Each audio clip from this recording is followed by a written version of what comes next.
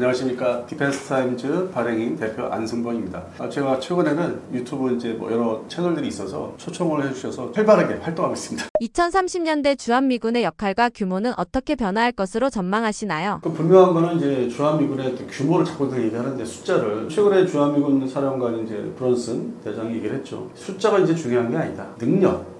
그러니까 이 능력이라고 하는 거는 정보 입수해서 분류해서 분석하고 그다음에 목표물을 설정해서 타격을 신속하게 하는 그런 데 주안점을 두는 거죠. 그걸 얘기하는 것이고 기존의 주한미군 체제는 지금까지도 오늘 현재까지도 병력 중심의 지상군 중심의 물론 순환 여단이라고 해서 미 본토에서 들어오는 스트라이커 여단인데 저는 중기갑 여단이 배치가 됐다가 성격을 바꿔서 스트라이커 여단인데 중기갑 여단은 에이브럼스 전차 중심의 브래들리 장갑차라든지 그거 했다면 스트라이커 여단은 장갑차죠. 차량용 장갑차 그런 차이점은 있는데 그건 순수하게 한 번에 들어와서 여러 종류로 대대급 이하로 분산돼서 훈련을 해요. 한국군하고 훈련을 많이 해야만 유사시에 바로 즉각적으로 대응이 되니까. 근데 그 대상은 목적은 북한군이라는 거죠. 근데 북한군이 핵무기를 2006년도에 실험을 여러 차례 해서 가지게 됐죠. 생산을 해서. 그 목적은 자기들의 재래식 무기가 한계가 다른 거죠. 경제력이 뒷받침이 안 되니까 기존에 갖고 있는 무기들이 아주 구닥다리가 돼버리고 가동력도 일부는 떨어지고 기존에 남침을 하겠다는 기조가 마음대로 안 되고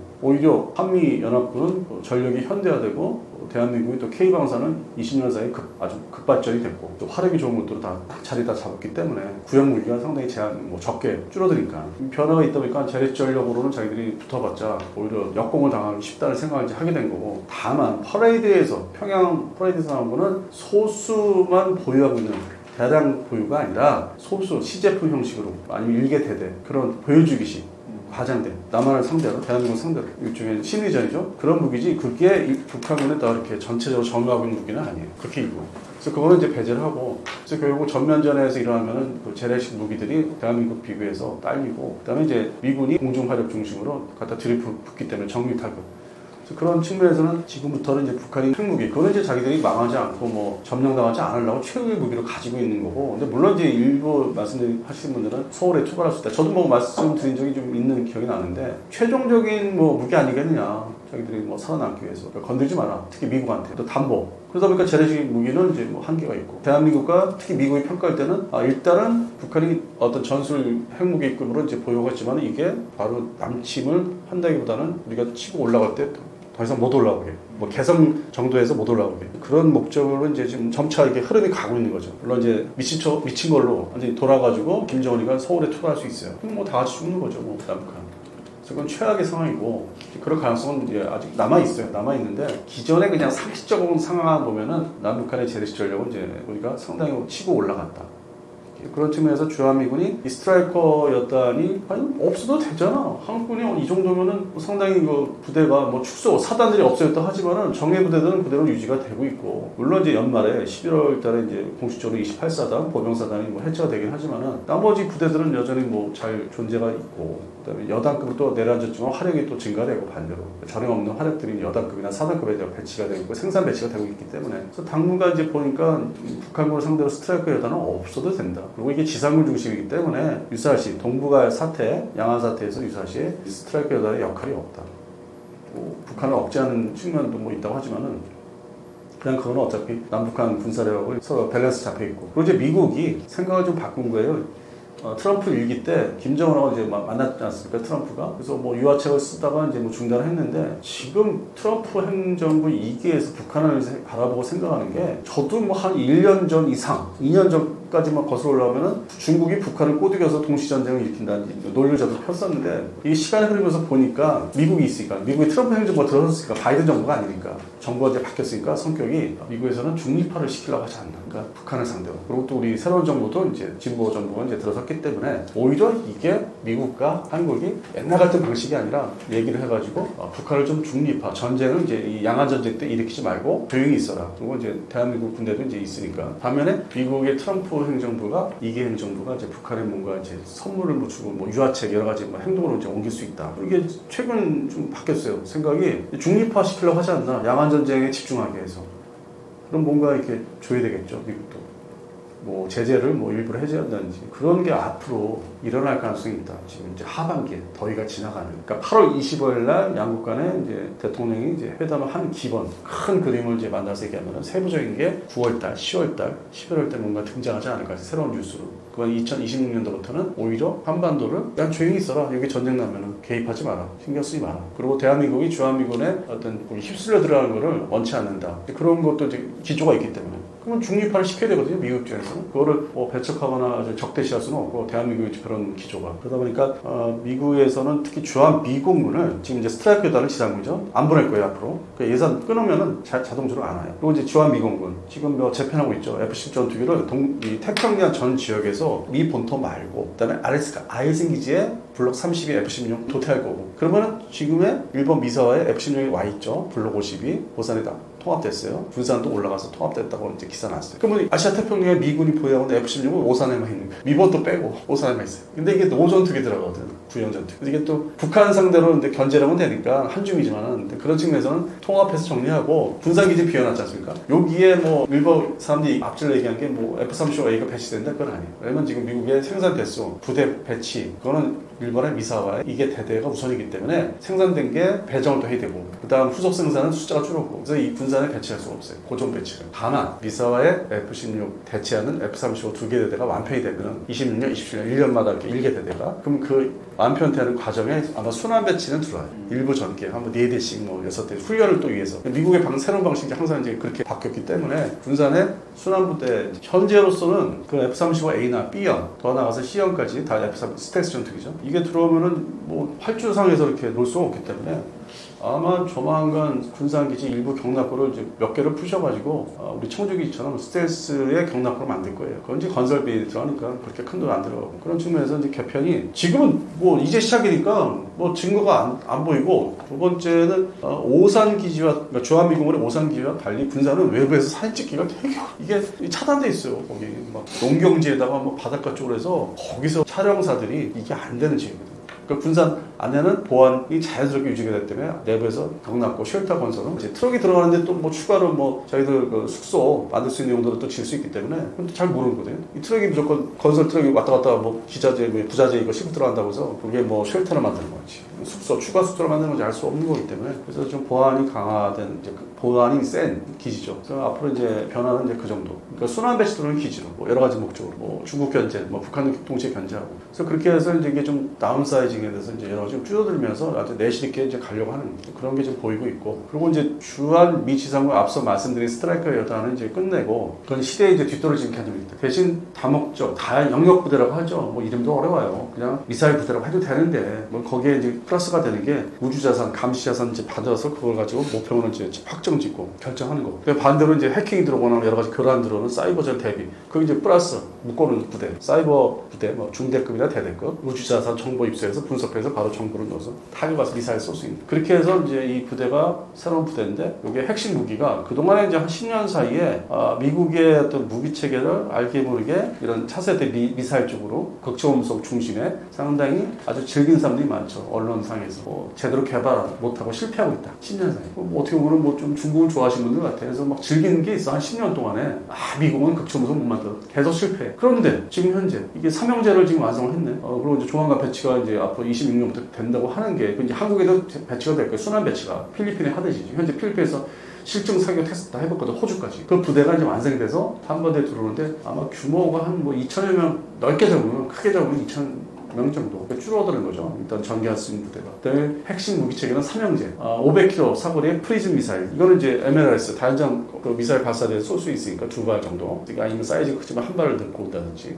포드가. 그래서 프리즘 500km. 근데 더 갈 거예요. 실제 미사일은 더 가니까. 두 번째가 타이퍼. 이거는 이제 토마호크 크루즈하고 SM-6라든지 해군에서 사용하는 미사일 두 가지가 같이 결합돼서 지금 필리핀에서 배치가 돼 있다, 고정 배치했다, 많이 쏴봤다. 뭐 이게 대만 사태를 대비한다. 이게 두 번째고. 그다음에 이제 극초음속 미사일이 등장합니다. 그동안 뭐 개발에 다 실패했다고 해서 중국이 앞선다, 러시아가 앞선다 이렇게 해서 그 즐기신 분들이 많은데 그게 다크 이글 등장하지 않습니까? 그동안에 실패한 것도 있지만. 그래서 이 삼형제, 다크 이글도 아마 사거리가 2,900km라고 하는데 극초음속이죠. 지상 발사시. 그래서 이게 이런 부대가 주력이 되지 않을까. 거기 플러스 이제 같이 결합되는 게 이제 사이버전 부대하고 이제 우주 정찰 위성에서 받아서 정보를 받아서 감시를 한다든지 목표물을 확정을 진다든지 그런 부대로 성격이 바뀌는 거예요. 그래서 그거를 주한미군 사령관이 좀 폭넓게 얘기하면서 자세히 얘기하고 인정하고 하는데 그렇게 다 체계가 바뀐다. 지금의 어떤 전환점이다. 트랜스포메이션을 하는 또 다른 20년 전에 이라크전 한참 이제 들어갈 때 그때 뭐 주한미군 한 개 여단을 이제 빼가지고 보냈듯이 뭐 그런 이제 새로운 또 시대가 오는 거죠. 20년 거의 뭐 20여 년 만에. 그래서 이게 기존에 우리가 한국군의 전력이 육해공 전력이 조금 모자르거나 부족할 때가 있었죠. 20여 년 전에. 그때 이제 K방산이 막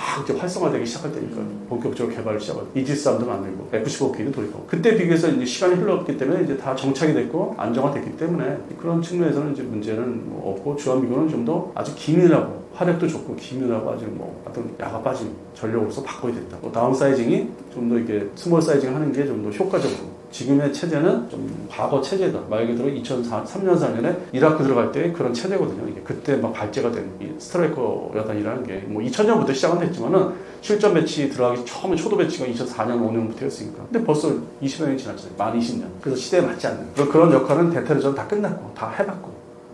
그리고 어차피 이제 스트라이커 여단을 없애는 건 아니고 이 본토로 다시 이제 정착하는 부대는 한반도보다는 육군이지 않습니까? 이거는 이제 유럽에 러우 전쟁 이제 휴전을 하더라도 대비를 해야 되니까 신속 배치. 그쪽은 이제 평지가 다 돼 있고 도로화 돼 있기 때문에 신속 기동 대응할 수 있는 게 이제 폴란드 쪽의 중심으로. 그 이제 스트라이커 여단은 이제 아직도 효력은 있죠. 설사 뭐 실전에서 드러나서 자포하더라도 뭐 숫자가 장갑차가 많으니까 다 전멸되는 건 아니고. 그래서 효용성은 오히려 이제 유럽에 중점 두지 않을까. 스트라이커 여단 육군은. 대신 이제 한반도는 그런 이제 기민화되고 아주 화력이 센 번쩍이 있는 그런 이제 부대, 다 영역 부대가 이제 중심이 되고. 그럼 캠프 험프리스 2017년대 완공해서 미국한테 이거 알아주세요. 우리 돈 들였어요. 신경 썼어요. 힘들었어요. 이거 이용하시고 잘 활용하세요 했던 캠프 험프리스는 제가 한 4년 전에 얘기했던 게 지금 주한 미군이 하여튼 뭐 숙소 정비하는데 정착하고 순환 배치되는 그 기지를 쓰고 있는데 앞으로 하여튼 가까운 장래 먼 시간보다 가까운 장래에 미 해병대 동북아시아에 배치된 해병대가 사용할 수도 있다. 성격이 바뀌는 거죠. 주한 미군의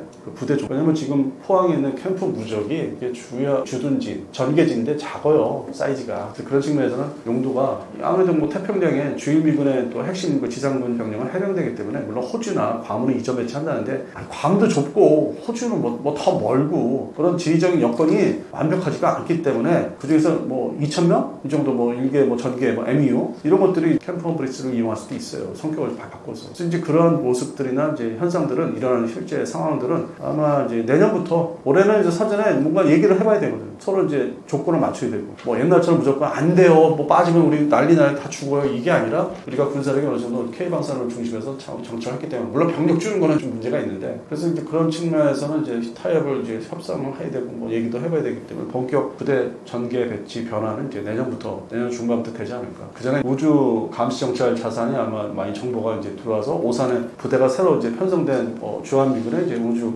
부대 상당히 활성화될 수 있는.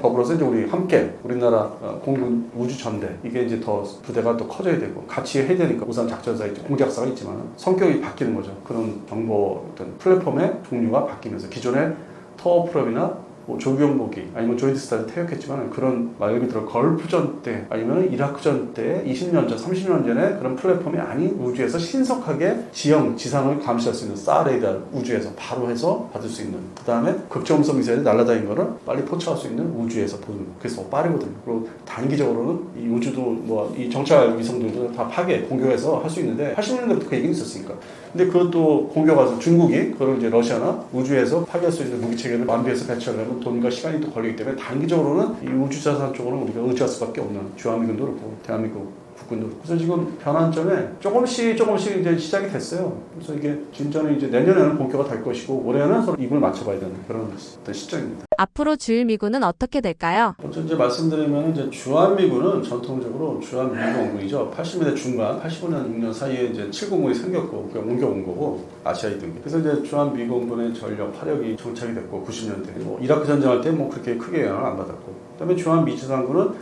2014년까지 실제 이사단 사령부가 존재했었죠. 의정부 동두천 사이에 양쪽에 다 있었으니까 여단 사령부나 사단 사령부, 의정부하고 동두천. 지금은 이제 다 우리 대한민국에 이관해가지고 거기 아파트 줘야 된다, 무슨 학교를 줘야 된다 해가지고 지금 벌써 옛날 얘기가 돼버렸는데, 그러면서 성격이 이제 2015년도에 주한미지상군의 이사단이 사실상 없어지고 본토에서 들어오는 이제 스트라이커 여단, 지금 현재 스트라이커 여단, 그 전에는 이제 중기감 여단, 그게 이제 외관 7곡에 그 전차나 장갑차를 이제 비축해놓으면 이제 와서 그걸 가지고 한다든지, 아니면은 부산 8부대에 일본 이제 교체되는 전차, 장갑차들을 또 내려서 배치를 하고, 그렇게 해서 유지를 했었죠. 최근에 스트라이커 여단 들어와서 말이 좀 있었는데, 그래서 2015년 이래로 순환 여단으로 이제 체제를 유지했는데, 그게 이제 대테러 전쟁이 완전히 이제 끝나면서 미국이 전반적으로 다 들여다보게 됐어요. 그 중간에 2020년에는 어전쟁이 일어났고. 그러다 보니까 이제 이게 중국의 위협이, 그 다음 최종적으로 이제 이 동북아에서 중국의 위협이기 때문에 전쟁을 일으키는. 이거는 이제 해상과 공중전 중심이에요. 해상 전력과 항공 전력. 그래서 이 주한미군의 역할이 북한군 대비 그렇게 좀 있을 필요가 있느냐, 한국군이 강해졌는데, 그렇게 생각하면서 동시에 주일미군을 더 현대화를 시키자. 그래서 이게 준비를 2024년 초까지 준비를 많이 했어요. 그 미국 국방성이 어떠한 그 전투기나 항공모함 교체라든지 미사일 종류를 어떻게 할 건지를 거의 한 2022년부터 고심을 하다가 지금 이제 극초음속 미사일까지 배치한다고 하니까 2022년부터 고민을 많이 했고, 이제 언론에는 부정적인 얘기만 많이 나왔어요. 지금 미군이 제대로 대응을 못하고 다 전멸될 것이고 배가 날 거고 함정이 날 거였어. 그런 부정적인 얘기만 한 게, 한편으로는 이제 미국의 언론, 영어로 나오는 이제 언론에서 예산을 좀 더 받기 위해서 이제 죽는 소리를 많이 한 게 사실이고, 그게 22년, 3년, 4년까지. 그래서 어느 정도 이제 좀 기조를 잡았는데 정권이 이제 바뀌잖아요. 그래서 그동안에 이제 미국 방송이 이제 소위 꼽을 쳐서 이제 가지고 있던 바이든 정부에는 자세하게 티를 안 냈던 것들, 계획들, 소위 전투기 중심, 함재기, 그걸 갖고 있다가 본격적으로 올해부터 그냥 이 정부 바뀌니까 급하게 막 다 배치를 하더라고요. 그래서 현재 주일미군의 어떤 핵심 전력은 이와쿠니 기지는 이제 일본 히로시마에서 멀지가 않아요. 후쿠오카에서도 멀지도 않고, 제가 다녀봤으니까, 답사를 해봤으니까 거기에 집중 배치를 해요. 일단 함재기, CVW-5, 5 비행단이라고 하죠. 함재기 비행단인데, 그게 이제 지금 이제 조지 워싱턴 교체가 됐으니까 항공모함이 거기서 이제 사용할 함재기가 드디어 이제 F-35C가 배치가 되고, 실전 그 대대가 비행대가 그게 한 개 대대 배치가 되고, 그다음에 슈퍼 호넷이 가장 끝판왕이라 할 수 있는 최신형 블럭 3가 이제 급하게 22대가 배치됐고, 아주 급하게 들어왔어요. 사전에 준비한 거를 맞춰서 급하게 들어왔죠. 전개를 급하게 3월달에 3일절 때 다 끝냈으니까, 우리나라 3월 1일. 그러면 이게 전에 없던 전력이고, 그 동시에 미 해병대가 이와쿠니가 주력 기지인데, 주일미군에 거기에 F-35B 수직 이차형 전투기가 한 2017년 이래로 2개 대대 중심으로 이제 이렇게 배치가 돼서 운영하다가, 올해 이제 3번째 대대로 순환 배치라고 또 일반적으로 크게 발표하는데 4월달에 4번째 순환 대대가 들어와요. 수직 이차형. 그래서 이제 4개 대대요. 이건 전례가 없어요. 물론 F-35B가 항속거리라든지 여러 가지 좀 A형이나 C형이 돼서 좀 모자란다고 하는데, 그거를 이제 숫자로 커버를 하려는 목적도 있는 것 같은데, 12대 기준으로 해서 다른 분들은 10대라고 하는데, 실제 뒤져보니까 12대 편제로 강력하게 만들어서 보냈더라고요. 순환 배치 대대 2개, 고정 배치 2대, 붙박이 4개. 이게 가장 크죠. F-35B. 그다음에 C는 한 개 대대가 다 있고, 슈퍼넷이 이제 20대가 있고, 조기용보기는 이제 E2C, E2C에서 E2T로 바뀌었고, 그래서 감시정찰, 화력 이거를 다 강화시켰고, 함재기 중심으로. 그게 이제 어느 정도 마무리가 되니까 미서와 기지, 저 아오모리 현이라고 해서 일본 이렇게 열도를 쭉 보시면은 저 위에 삿포로, 그 북해도 바로 밑에 바다를 살짝 건너면은, 짧은 바다 건너면은 이제 아오모리 현에 이제 미서와 기지. 냉전 시절 때 그 극동 그 소련군을 상대로 상당히 전방 기지였거든요. 근데 지금도 푸틴이 이제 우크라이나 침공하면서 그 전쟁이 어느 정도 좀 휴전을 하면은 그 다음 대상은 북해도 지역이다. 사할 얘기 안 하는데, 이 일본 자위대가, 특히 지상군, 육상 자위대가 그 탈냉전된 이후에도, 저는 이제 계속 자료를 보니까, 매달 받아보니까 아주 빡세게 훈련해요. 기갑 훈련을 북해도 침공 대비해서. 지금도 몇 년 전에도 마찬가지로 지금 작년. 그리고 이제 일부 미군이, 주일미군이 이제 태평양 미군 지상군이죠. 참가. 미 해병대가 같이 공동 연합 훈련해. 치누크 전개하고 앞바치 갖다 놓고 같이 기갑 훈련하고. 미국이나 일본이 보는 또 위협은 극동아시아의 동북아시아뿐만 아니라, 그러니까 남한뿐만 아니라 동시에 전쟁나면 북한이 남한 침공 그 개념보다는 극동군의 러시아군의 사할린에서 북해도 침공하는 거. 그다음에 이제 양안전. 그러니까 이 소위 군사 대국이 이렇게 동시에 내려오는 걸 생각합니다. 오히려 미국은 지금 북한은 견제할 수 있다 생각하는 것 같아요. 뭐 대한민국 국군이 하기에 달렸다. 그다음에 뭐 개편을 해서 뭐 화력을 주한미군 화력을 좀 개편해주겠다. 뭐 철군이 아니다. 감축 개념이 아니다. 좀 다르게 봤다. 이런 것 같아요 지금. 그래서 극동 러시아군의 침공. 근데 냉전 시절 말기 때 1989년대 일본 자위대 그러니까 방위성 그다음에 당이청 같은 평가한 게 그 당시 소련 해군이 그 바다를 동시에 이제 뭐 대남 중국군이 건널 수 있는 규모는 일개 연대. 그 평가가 이미 있었어요. 일개 연대. 근데 그건 지금도 존재하는 것 같아요. 상륙함들 다 모아가지고 건너와서 뭐 시끄럽게 할 수 있다. 뭐 완전한 점령보다는 뭐 일부 이제 자기들이 사할린을 신경 다 꺼라. 사할이 이렇게 있고 그다음에 이렇게 보면 알래스카 연결된 그게 알루샨 열도 이거 이제 하나 견제를 해야 되거든요. 그러면 북해도를 직접 걸 수 있다. 일부 지역으로 상륙해서 그런 것 때문에 오히려 미국 국방성의 위협은 순위가 중국과 대만의 그다음에 이제 오히려 이 극동 러시아군 세 번째는 이제 북한군. 이게 국내에서는 잘 얘기가 워낙 뭐 언론사 기자분들이 바쁘시니까 신경 쓸 게 많거든요. 그러니까 저희 같이 뭐 전문지에서나 광범위하게 계속 집중하는 거는 우리 군사 무기만 이렇게 보니까 무기 정세만. 저는 이제 터득한 게 주변국에서 특히 뭐 일본에서는 어떻게 평가를 하고 있는지 그런 토대로 말씀을 드린 거예요. 뭐 개인 주장이 아니에요. 저도 뭐 뭘 봐야만 아는 거니까. 그래서 함부로 말씀드리는 게 아니라 이제 그런 위협으로서 이제 보고 있다. 그래서 주한미군보다는 주일미군은 이렇게 화력을 공중 화력, 항공 전력을 급속도로 이제 배치하는데 그 아모리현의 미사일 기지에 F-35A형 미공군의 F-35A가 2개 대대가 26년도에 1개 대대, 27년도에 1개 대대. 그래서 2개 대대가 강화돼요. 배치가 돼요, 실제로. 그래서 그 일부가 군산기지 순환 배치가 들어올 거고 한 뭐 4대씩, 6대씩. 그래서 전례 없이 이제 스텔스 전투기가 예상보다 빨리 배치되는 거야. 미공군의 스텔스 전투기가 맨날 주한미군이 먼저 받는다고 진짜 좀 옛날 얘기입니다. 그렇게 얘기들 하시면 안 되고 주일미군이 우선순위고 그러다 보면 이제 이게 아모리현의 미사화가 있고 지금 앞서 말씀드린 데가 이하쿠니 기지가 있고 중간에 요코타 기지는 수송기 부대 옛날부터 수송기 부대로 그거는 전반적인 관리, 군수지원, 요코타 기지는 그렇고. 그리고 이제 또 내려오면 이제 오키나와 가다네 기지 있죠. 가다네 기지가 있는데 여기에 1979년도 이래로 러시아, 소련 공군을 견제하려고 소련 폭격기는 F-15C하고 D형 이글 전투기가 이미 다 본토로 떠나서 퇴역.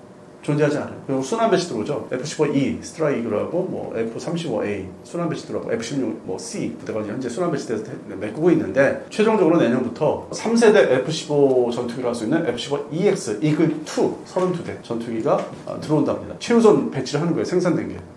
이거는 다목적 전투기죠. 4.5세대. 뭐 근데 최근에 또 일본에서는 평가를 워낙 센서가 좋다 보니까 4.9세대다. 그렇게 또 좀 더 높여서 4.9세대다. 새로운 말을 만들어냈어요. 일본에서. 곧 배치가 되니까 몇 달 있으면. 그래서 이게 전례가 없어요. 그러니까 주요 미군의 항공 전력이 아마 냉전 시절 초기 미국의 레이건 정부 이래로 아주 혁신을 지금 다 이제 거의 마무리 지으려고 주요 미군군 주요 미 해군 해병대 항공 전력.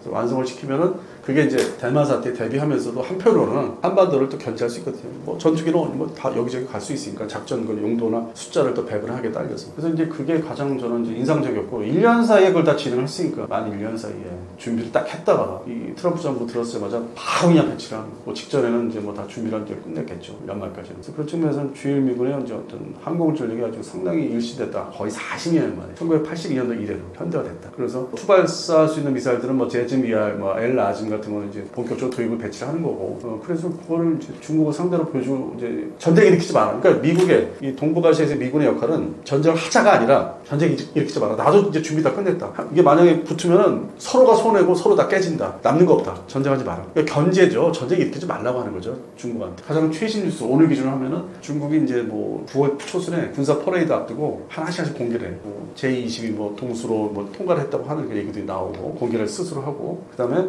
동풍 미사일 최신 버전 극초음속에 아주 끝판왕을 하는 거를 또 가지고 있다.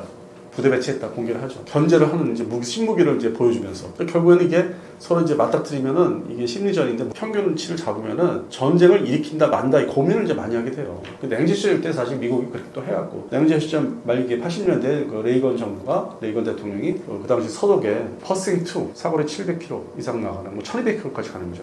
1200km, 700km 퍼싱 1이 있는 거예요. 그래서 뭐 그 미사일을 탄도탄을 배치했고 뭐 토마호크 크루즈 미사일 보통 한 3발 들어가는 발사기에 그런 거를 전격적으로 이제 만들어서 배치했잖아요. 그럼으로 인해서 소련이 그걸 SS-20 미사일 가지고 대적을 하다가 경제 문제로 이제 군비 문제로 인해서 결국에는 소비에트 연방이 해체가 되고 91년도 12월에 그런 또 과거가 있기 때문에 이번엔 중국을 상대로 전쟁을 하자가 아니라 전쟁을 일으키지 마라. 나도 다 준비되어 있다. 너희들만 하는 게 아니다. 신무기를 나도 지금 최대한 노력하고 있다. 근데 그 와중에 이제 뭐 미 해군의 함정 자살 전략산이 이제 옛날보다는 상당히 좀뭐 노화됐다기보다는 숫자가 2000년부터 이렇게 살펴보니까 줄긴 많이 줄었더라고요. 전력상에 뭐 이렇게 구형 호위함들이 막다 나갔고, 중간에 들어온 뭐 신형 뭐 호위함들이 좀 화력이 약하고 해서 그런 어떤 좀 변천사가 이렇게 내릴만한 있어요. 그러니까 양적인 측면에서 일단은 확실하게 줄었어요. 질적이면은 좀 더 세밀하게 살펴봐서 말씀드릴 건데, 뭐 나중에 이제 시간 되면. 근데 어떤 양적인 측면에서는 중국 해군은 이제 2000년도 기준에서 엄청 올라, 미해군은 줄고. 근데 이것들을 얘기하는 거예요. 숫자상으로는 중국인 해군이 너무 치고 올라왔다. 수직 미사일 발사기 VLS 중심의 함정들이 대거 등장을 했다. 맞습니다. 그건 인정을 해야 되고. 근데 반면에 미 해군은 이제 그거를 이제 대응을 하는 게 최전방에 나가 있는 취함대뿐만 아니라 그거 빼고 하는 삼함대. 이걸 이제 합해서 태평양 해군 전력을 이제 비교를 하기 시작해요. 저희들이 이제 숫자상으로 이제 특정 함대만 가지고는 안 되니까. 그래서 합해서 내놔야만 이게 뭐 밀리지 않는다는 걸 이제 심리적으로 이제 어떤 경쟁이 되고, 더 나아가서 대상 함대에 지금 현재 배치되어 있는 뭐 신형 함정도 유사시에는 파나마 운하를 통해서 합류할 수 있는 체제를 만들려고 하고 있고. 그러면은 나토 지역의 이제 해군력이 러시아 상대로 좀 줄어들 수 있잖아요. 그래서 그거를 또 뒷받침하는 게 영국 해군의 항공모함들 지금 뭐 그게 뭐 가동이 된다 안 된다 고장이 났다 하는데도 불구하고 아시아 태평양 지역에 지금 왔잖아요. 최근에 물론 이제 한국에도 한국 근해에서 훈련도 한다고 해요. 조만간 며칠 있다가 유럽의 항공모함 보유국 영국 두 척, 그다음에 프랑스의 한 척 샤를드골, 그다음에 이태리의 뭐 까보르라든지 지금 또 신형 또 트레이스타 있지만. 그 중심을 잡고 이제 이렇게 와서 훈련을 하는, 연합훈련 하는 게 중국도 견제하면서 어떤 동시에 러시아, 극동 러시아군이 있으니까. 이게 이제 전 지구적으로 이렇게 이제 왔다 갔다 하는 거죠. 한국만 보유국들이. 그래서 기본적으로 이제 영국, 프랑스, 이태리 전력들이 가지고 해군 전력이 있으니까 독일도 있고, 그거를 이제 대서양 미국의 함대가 뭐 급히 차출되면 너희들이 또 일부 담당해야 된다. 뭐 발트해나 뭐 발티케 그런 전력을 러시아 전력, 해군 전력 상대로. 근데 이번에 뭐 러우 전쟁을 보니까 그쪽 방면에 러시아 해군 전력이나 질적인 측면에서 뭐 우크라이나 무인정들이 가서 뭐 격침시키고 미사일 쏴서 격침시키고 했기 때문에 뭔가 좀 우리가 냉전 시절 때 봤던 소련 해군 수준은 아닌 것 같기도 하고, 뭐 항공모함은 조만간 버려야 된다 하고, 러시아 해군의 항공모함. 그래서 그런 측면에서는 이제 나토 해군력의 의존을 좀 해야 되는 미 해군 입장에서 전력 투구하는 거예요. 결국은 대서양함대 일부 전력을 유사시에 차출할 수 있는 것도 생각하고 있는 거고, 그다음에 파나마 운하 관리도 중요하고 이게 바로 와야 되니까. 그래서 그런 측면에서는 지금 뭐 전력 투구하고 있다. 중심, 최전방의 중심은 주한미군보다는 주일미군이다. 미국 입장에서 아시아 태평양 미군에. 그리고 이제 하나 더 말씀드리면은 최근에 이제 뭐 무역 관세 문제, 관세 전쟁이라고 하잖아요. 미국이 이제 인도까지 때렸잖아요. 아주 높은 관세로. 그러니까 저는 그걸 보면서 아시아 태평양, 인도 태평양 사령부를 만들었어요. 오바마 때. 근데 그때 딱 믿기지가 않는 게 인도가 어떤 나라인데 근본적으로 무기 체계가 소련, 러시아 무기 체계가 근간을 다 자리잡고 있거든요. 물론 우리 자주포도 산다고 도입을 했지만은 그건 일부 현상이고, 전차도 보시면은 T-90 전차라든지 면허상에서 전투기 아직도 Su-30에 뭐 거의 300여 대 수준을 만들고 있고 도입을 하고 있고, 근간이 인도 군사력이 그런 측면에 지금 어떤 그게 있어요. DNA가 어떤 이 태평양 동북아 전쟁에서 뭐 유사시에 뭐 인도 태평양 사령관에서 끌어들였다. 옛날 그 오바마 정부 때 그건 안 될 수도 있다. 깨질 수도 있어요. 이게 회색 국가고 말 그대로 제3국가이기 때문에 자기들이 이득, 아니면 중국이 대만하고 이제 야만 전쟁할 때, 미국과 전쟁할 때, 일본하고 전쟁할 때 또 중국이 꼬셔가지고 인도한테 뭘 양보를 한다든지 뭐 국경 분쟁에 대해서 양보를 해서 가만히 있어라, 또 가만히 있어라. 그러면 인도 애들 가만히 있거든. 자기들 이득이 있으면 거기 합류 안 한다. 그래서 그런 문제가 있기 때문에 아시아 태평양 지역에서 인도를 믿으면 안 된다. 미국 입장에서 의심하는 게 또 있을 거고, 이번에 뭐 뉴스 보면은 뭐 관세 뭐 세게 떨었다고 뭐 미국의 포세이돈 초계기에 뭐 일단은 중지한다. 이건 걔네들은 언제든지 그럴 수 있어요. 저 인도 애들은. 그런 측면을 잘 뭐 사람들이 뭐 인도에 대해서는 얘기를 안 하는데 뭐 좀 이게 복잡합니다. 이 아시아 태평양 지역이 물론 이제 호주 정도는 뭐 믿을만 하지만 호주하고, 그리고 오히려 단기적으로 이제 필리핀 정부는 이제 뭐 친미미 정부니까 그거는 이제 뭐 기지 제공 많이 하는 게 오히려 효율적이죠. 바로 앞이 있기 때문에 대만이. 그래서 단기적으로는 이제 미국 입장에서는 군사적 측면에서는 필리핀이 더 쓸만한 거고, 베트남은 똑같고, 그러니까 중립을 유사시에는 거기에 가세를 안 할 거예요. 오히려 뭐 태국보다 못할 수 있고. 그래서 이제 이게 아시아 태평양 동남아시아가 이렇게 바다에다 이렇게 섬 국가들을 이렇게 큰 섬으로 대놨기 때문에 미국 입장은 분리하고 최종적으로는 주일 미군의 최종 전력에 의지해야 되고, 일반 자위대 전력을 다 끌어모아서 가서 싸우게 만들어야 되고, 그리고 또 일본은 이게 내심, 소위 일본의 극우 보수 입장은 2차 대전 때 그 생각이 있기 때문에 그거를 마지못해 같이 하는 걸 할 거고, 그래서 그 심리를 이제 미국에서는 많이 이용을 이제 할 거예요. 그래서 결국 주일 미군 중심이다. 일본에 가 있는 미군 중심이고 일본 자위대 중심이다. 양안 사태가. 그러니까 주한미군은 뭐 그렇게 역할을 뭐 시킨다? 대한민국 정부 반대한다? 그러면 이제 그걸 다운시켜야지. 최소화 시켜놔야지. 뭐 한미 동맹이니까 없앨 수는 없고 파기할 수는 없고 최소한 그냥 조용하게 줄여버려야지. 그러다 보니까 이제 기지전대라는 게 이게 나옵니다. 기지전대. 유럽에 뭐 스페인이라든지 냉전 시절 때 전투기들이 주둔했던 그 지역을 결국은 냉전, 탈냉전 때 다 전투기 다 철수시키고 기지만 관리시키는, 기지만 일단 확보하고 가지고 있는, 전투기가 없는. 그러니까 한반도에서, 대한민국에서도 많은 미군 기지는 이제 없죠. 옛날에 비교해서 많이 정리가 됐으니까. 근데 그 나머지가 이제 그런 쪽으로. 특정 지역에 이제 뭐 아까 앞서 말씀드린 다목적 영역 부대가 이제 존재를 할지언정 전반적으로 이제 기지전대 중심으로 바뀌지 않을까. 궁극적으로 최종적으로 다시 뭐 오산기지도 사실 5, 60년대에는 고정 전투기가 배치된 게 없었어요. 그냥 기지전대 중심이었거든. 오산기지. 그게 이제 70년대 초반부터 바뀐 거고, 베트남전 끝나면서. 그럼 과거 역사들이 다 미국 입장에서 다 있었기 때문에 그거를 다시 끄집어서 활용하는 거예요. 아, 옛날에 이랬는데 이거 다시 사용하자. 이렇게 이 방법을 다시 사용하자. 그래서 얼마든지 자기들의 과거 경험, 어떤 군사력 운영, 해외 주둔 기지 뭐 운영, 군사력 운영에 대해서 경험치가 높기 때문에 그래서 지금 변화의 또 시점, 새로운 또 변화 시점에 지금 와 있습니다. 그래서 내년부터는 본격적으로 바뀔 거예요. 방위사업청이 최근 공개한 스텔스 저피탄 무인 편대기 주목할 만한 점은 무엇인가요? 저는 근데 사실 관심이 없어요. 왜냐, 이 소위 제트화된 제트 엔진을, 소형 제트 엔진을 장착해서 스텔스 디자인을 하고 비행을 시킨다. 오히려 대한민국이 이 분야에, 이게 뭐 유무유복함을 얘기하는 건데 나중에는 아니면 그 CCA라고 데리고 다니는 전투기, 무인여도 개념은 오래됐고, 이게 이미 미국이 대테러 전쟁 수행할 때, 시작을 이제 본격적으로 할 때 2002년도에 미국의 보잉사 중식으로, 그 다음에 이제 로키드 마틴. 상당히 어떤 당장 이게 실천화될 것처럼 이 무인 제트기가, 물론 그 당시에 CCA라고 이제 하지는 않았는데, 토대는 그때 이미 있었죠. 근데 그로부터 지금까지 이거를 이제 실전 배치, 양산을 해서 도입을 해서 전투 무기로서 전투기 개념에 아직 안 됐어요. 2002년도 시작은 발제가 돼서 그때 꽤 저희가 월간지를 다루면서 접하는 정보들, 소위 이제 제공되는 자료들, 뭐 그 당시에는 이제 CD에 담겨진 그런 이제 컴퓨터 그래픽 사진들. 그래서 월간지 많이 다뤘는데 바로 될 줄 알았어요. 그게 상당히 새로운 개념이거든요. 근데 벌써 20여 년이 지났잖아요. 뭐 24년 이렇게 지났기 때문에 이거 미국도 상당히 보수적이에요. 많은 개념은 계속 소개를 하고 여러 가지 테스트를 합니다. 근데 거기서 현재 최초 실전 배치가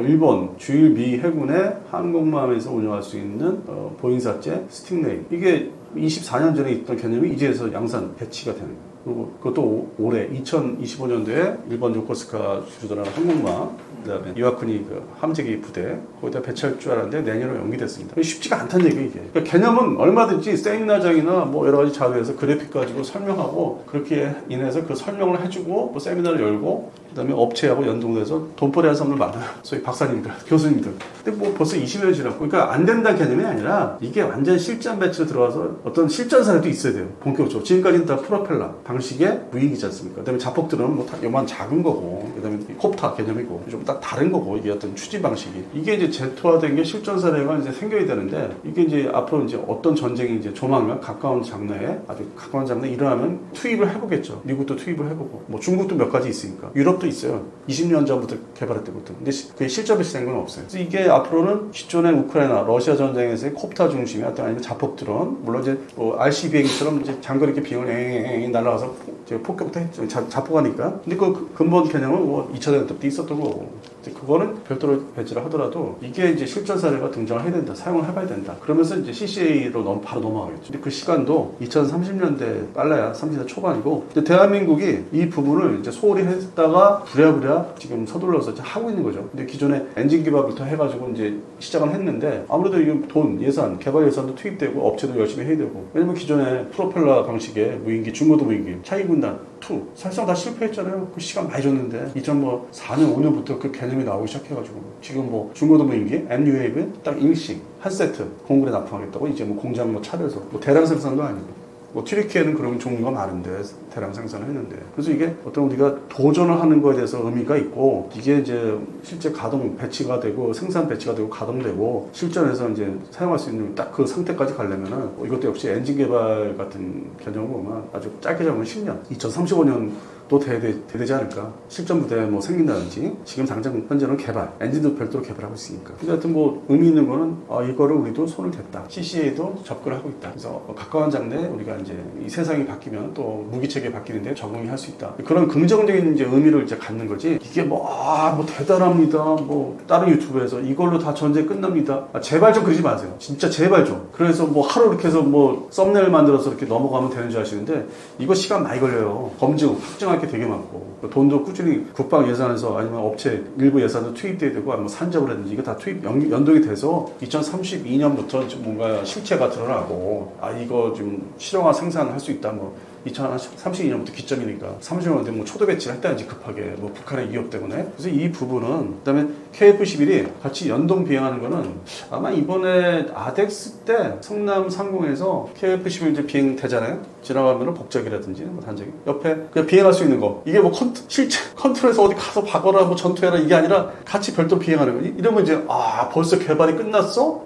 이제 양산할 수 있겠네? 그런 돈을 타내기 위해서 아주 체계 개발, 탐색 개발 다음에 체계 개발 가기 위해서 비행을 하고 지나가면은 이제 언론에서는 뻥 튀게 해가지고 당장 배치가 되는 거죠. 그러니까 그렇게들 하지 마세요. 이 무기 체계 개발 중심으로 보면은 그 용어들을 보세요. 방서청에서 이번에는 뭐 탐색 개발이 끝났습니다. 무슨 개발 뭐 영어도 쓰면서 좀 알아보지 못하게 일부러 단계별로 엄청 많잖아요. 로드맵에 보면은 그거에 아마 시작일 것이다. 근데 상징적으로 돈 좀 주세요. 이거 실전 부대 배치 빨리 하려면 돈 좀 주세요. 정치인들이나 이제 관계자들, 실무자들이 봤을 때는 예산 집중해야 되겠네. 다른 사업은 죽이고 기존의 무기체계는 이제 필요 없다 생각하고 그런 측면에서는 아마 일반적인 좀 뭐 저급한 용어로 해서 쇼를 좀 할 것 같아요. 근데 시간은 앞으로 많이 걸리고 긍정적으로 얘기하면은 우리 미국이나 유럽, 뭐 중국이 하는 거예요. 우리도 뒤처지지 않으려고 시작을 했다. 이제 그런 정도의 긍정적인 생각.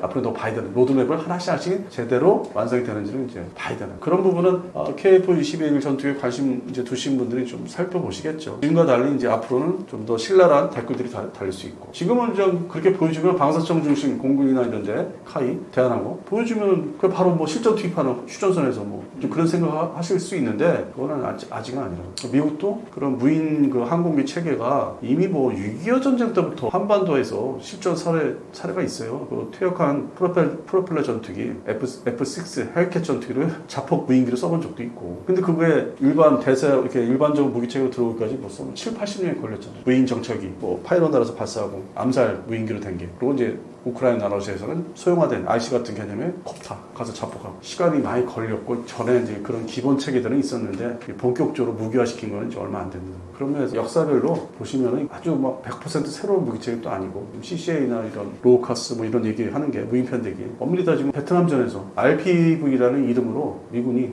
중국의 하이난도라든지 지금 원자력 잠수함 부대가 있는데 북베트남 영공 들어가서 정찰하는 거. 그 제트 방식이거든요. 이건 뭐 C-130 수송기에서 이렇게 달고 들어가서 이렇게 투발하는 들어가서 돌다가 아니면 격추되거나 고장나 떨어지거나 그런 아주 비슷비슷한 사례는 이미 60년대도 있었고 그게 중간에 이스라엘이 80년도에 이제 백화개혁 그런 실전 사례 개발을 해서 70년대부터 개발해서 이어받아서 원래는 또 원조는 또 미국인데 그걸 또 크게 발전시키는 또 이스라엘이고 그래서 그런 어떤 여러 가지 얽히고 설킨 역사들이 있기 때문에 이런 개발도 한국이 이제 시작을 이제 본격적으로 했다는 데서 의미를 두어야죠. 제대로 된 무기체계 일원으로서 등장하는 거는 2030년대 초중반 그쯤에 이제 초도 제품들이 이제 본격 들어가지 않을까. 근데 이것도 뭐 상당히 좀 시간상으로 빨리 보고 있는 거죠. 워낙 이런 급하게 새로운 무기체계를 서방 측이나 중국처럼 빨리 갖기를 원하는 게 염원이 많기 때문에 압박을 이제 받죠. 개발하는 쪽에서. 그러다 보니까 이제 아덱스 때 이제 같이 이렇게 화면에 지나가는 보고 이제 과장된 뉴스로 나오는 거죠.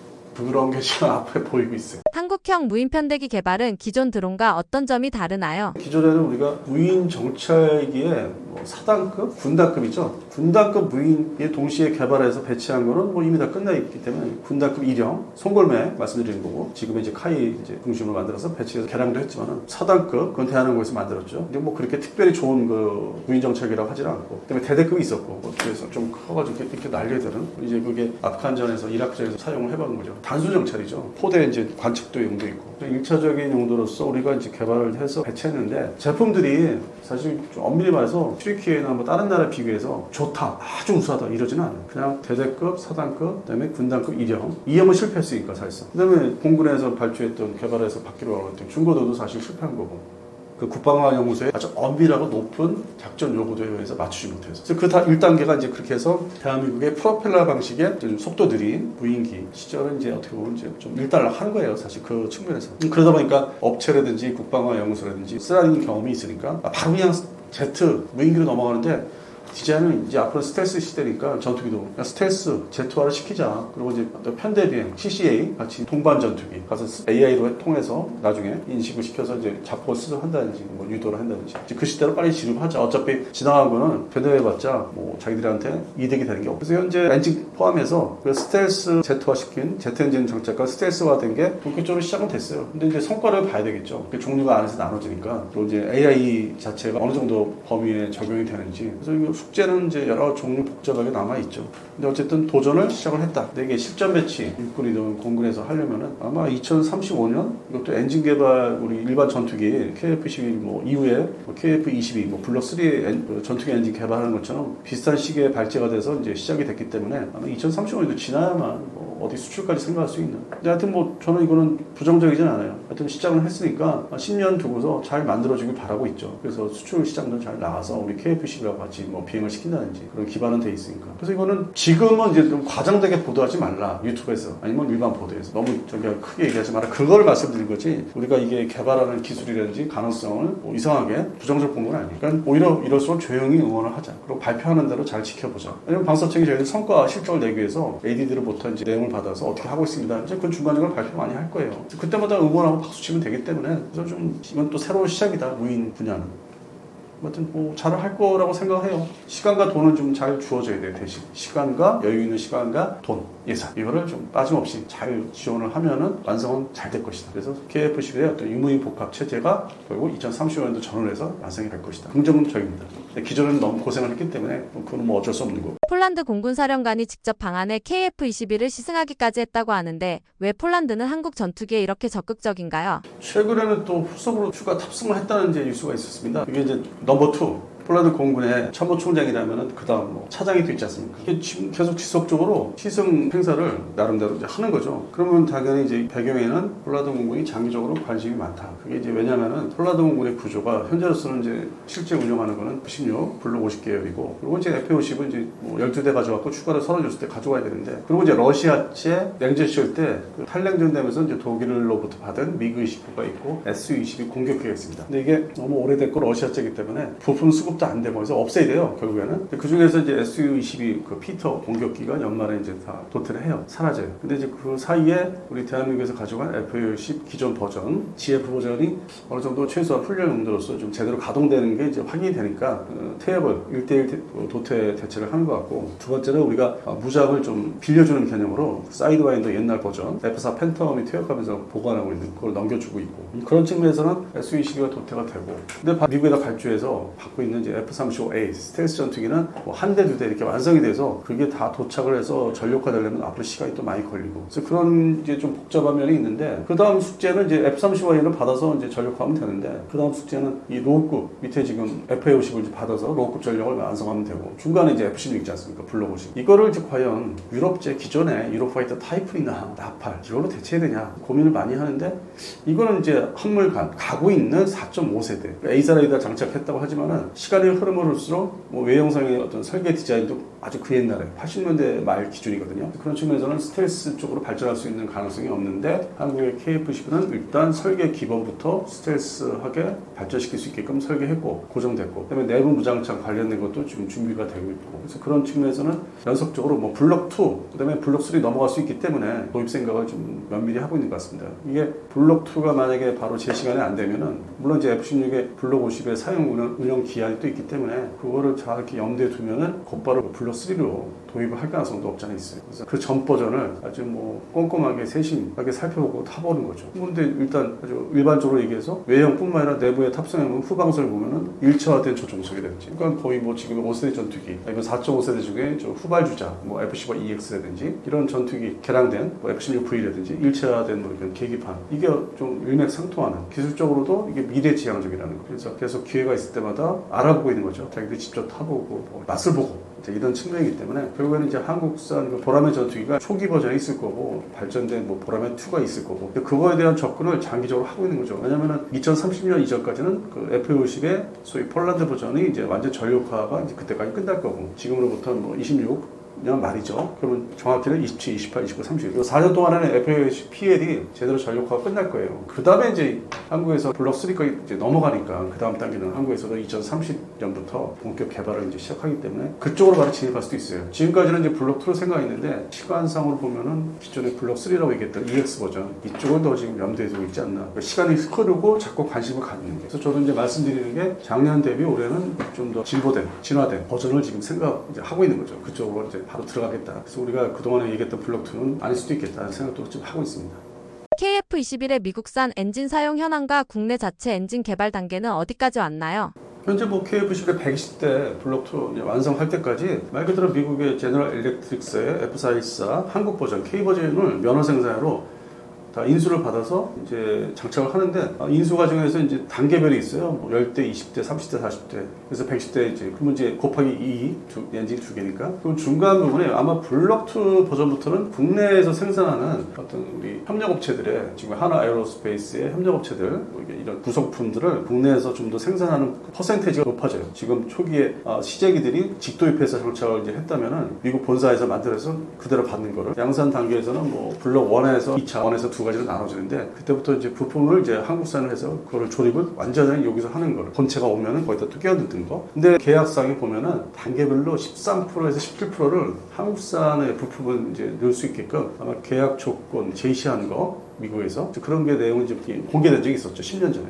그래서 그런 측면에서는 K 버전이 맞고 여기서도 일부 일조를 하기 때문에 그렇게 하면서 일부 부품을 생산을 이제 해보면서 기술이 쌓이고 그리고 또 이제 미국 제너럴 일렉트릭에서 받는 이제 기술들이 그래도 뭐 좀 일부 좀 있으니까 그게 이제 모여서 120대 완성이 되는데 그렇다고 해서 이게 무슨 별도의 우리 한국산 엔진을 할 수는 없고 이제 K 버전에 국한되는 거죠. 또 어쨌든 기술들은 이제 좀 습득을 한 다음 상태에서 그 다음 단계에 한국산 순수한 전투기, 제트 전투기 엔진을 이제 개발을 하겠다고 발제를 한 상태고 그리고 지금 현재 우리 한국 내에서 두산 에너빌리티하고 이제 하나 에어로스페이스가 경쟁하는 상황이에요. 경쟁을 이제 본격적으로. 작년 9월달에 서로 우호적으로 이제 어떤 세미나장에서 만났는데 지금은 딱 1년 지났는데 본격적인 경쟁을 이제 하고 있다 하더라고요. 그리고 두산 에너빌리티가 전에 뭐 존재감이 없었는데 어떤 새로운 정부 들어서면서 연관대가 우대를 받는 것도 뭐 없잖아 있고 뭐 합법적으로. 그러고서 이게 어떻게 될지 모르겠다. 그리고 하나 에어로스페이스는 전통적으로 뭔가 대외적으로 자기들이 뭐 얘기를 일방적으로 한 게 좀 있어요. 그러니까 다 자기들이 하는 것처럼. 근데 실상은 다 먹을 수 없는 서로 나눠야 되는 쉐어 그 분리 서로 나눠야 되는 엔진 분야 개발에 있어서 혼자 전적으로 다 해서 이렇게 끌어안고 할 수 있는 게 아닙니다. 그런 측면이 요즘에 노출되고 있기 때문에 좀 더 지켜보셔야 돼요. 그렇게 하나 에어로스페이스를 좋아하시는 분들 많은 건 아는데 그게 전적으로 다 혼자 다 할 수 있는 게 아니다. 그리고 정부 어떤 시책, 정책에 따라서는 공동 같이 개발을 할 수 있는 그런 측면은 이제 앞으로 지금부터 하반기에 서서히 드러날 거예요. 그런 측면에서 하나 에어로스페이스 좋아하시는 분들한테 서운을 하시겠지만 뭐 주식 관련돼서 꼭 그렇지는 않다는 거예요. 그래서 그런 움직임을 이제 저는 접하고 있기 때문에 그래서 그 단계를 거치고 또 이제 저번에 제시했던 그 영국의 롤스로이스에서는 또 상당히 구체적으로 어느 부분에서 뭐 10가지, 뭐 5가지 이상이더라고요. 10년 전에 KF-X의 엔진의 어떤 경쟁으로 지금 F414 K 버전하고 할 때 이미 상세하게 뭐를 기술을 넘길 수 있다. 물론 다 돈을 주고 받아야 되는 거 이제 전제 조건이 있는데 그 당시에도 10년 전에 자료를 제가 보니까 이미 저희들이 아주 전향적으로 주겠다는 게 있었고 그게 또 다시 10년 지나니까 제시를 한 거고 그래서 향후 이제 해외 협력업체 기술을 이제 받아서 완성시켜야 되니까 한국화 시켜야 되니까 결국에는 그런 측면에서는 해외 업체가 이제 어떻게 나오는지 특히 영국의 롤스로이스가 그런 측면도 살펴보셔야 되고 국내 업체가 본격 경쟁에 이제 들어갈 수 있게 됐다. 그래서 경쟁을 하다가 타협을 해서 공동 개발 업체 간의 공동 역할 분담해서 그런 변화도 올 가을쯤에는 이제 등장하지 않을까. 뭐 내부적으로는 지금 조용한 게 작년에 하나 에어로스페이스 9월달에 뭐 여러 세미나에서 두세 차례 세미나에서 자신감 있게 얘기했는데 그 상황이 지금 그대로 유지되는 건 아니라는 거. 그래서 좀 더 관심 있게 저도 그렇고 지켜보시고 그다음에 저는 이제 다른 이런 기회가 있으면 이제 방송 이렇게 말씀드릴 때 이게 이제 어떤 부분인지 이게 너무 전문적이다 보니까 이게 특히 엔진에 그래서 그 세부적으로 뭔가 좀 자료를 정리를 해서 이게 지금 이런 겁니다 하고 이제 보여드릴 기회를 좀 마련 중에 있습니다. 그래서 실제로 이제 기술이 뭔지 저들이 아주 선진국 엔진 선진국들은 도대체 어떤 부분을 주려고 하는지는 그 다음 기회에 제가 좀 보여드리도록 하겠습니다. 인도네시아가 터키의 KAN 전투기와 계약을 체결했는데 이는 KF-21 공동 개발에서 이탈한다는 의미일까요? 그렇지는 않아요. 저는 지금 평상시에 다른 방송 시간에서 그 상황이 있었어요. 뭐 몇 달 전에 너무 이제 우리 국민들이 이 KF-11 관심 갖는 분들이 되게 많아요. 예상외로. 그 층이 새로운 매니아층이 있거든요. 옛날에 지금 뭐 블로그 시절 때 그런 뭐 이상한 매니아층이 아니에요. 지금은 아주 일반화되어 있거든요. 그래서 관심 많이 가져서 거기에 맞게 좀 화를 같이 내고 방송을 저도 했어요. 근데 지금은 이제 좀 시간이 지나니까 좀 차분하게 가라앉아서 객관적으로 이제 판단을 해보자. 그래서 그런 측면에서 말씀드리는 건데 인도네시아 측이 여러 뭐 행태를 보인 게 발표하고 했던 게 좀 뭐 상당히 좀 괘씸한 것도 있죠, 사실. 그런데 지금은 이들이 과연 왜 이럴까 따져보면은 전투기를 뭐 특정 뭐 전투기 이런 전투기 저런 전투기 다 얘기했는데 반면에 인도네시아 공군이 보유하고 있는 전투기가 몇 종류 있고 어떤 그 급인지 하이급, 뭐 미디엄급, 로우급 있지 않습니까? 그 중에서 가장 먼저 우리하고 손잡고 구입했던 게 TOC 계열인데, 왜냐면 이제 호크 200이라는 이제 옛날 90년대 초반에 경공격기 영구제 도입을 해서 운영했는데, 한 1999년도 동티모르 사태 때 활약을 했어요. 방공망을 일부 그런 로우급 전투기를 유지했다는 호주군을 상대로 그렇게 했는데, 뭐 그것도 못 쓰고 꽤 오래된 시간이잖아요. 그래서 노화된 전력이기 때문에 이거를 한국 우리 공군에서 운영하고 있는 뭐 TOC 버전이든지 그런 버전을 이제 가져가서 보유하고 있고, 그리고 이제 후속 군수요는 이제 그건 별도로 우리한테 계속 받겠다고 따로 발표를 해서 뭐 교류가 있었고, 오래 교류가 있었죠. 그 다음에 이제 생각해보니까 자기들이 중간급 그 전력으로서 F-16이 있는데, 뭐 태국 공군처럼 이게 종류가 우리 공군처럼 뭐 블록 50 뭐 이렇게 단일화된 게 아니에요.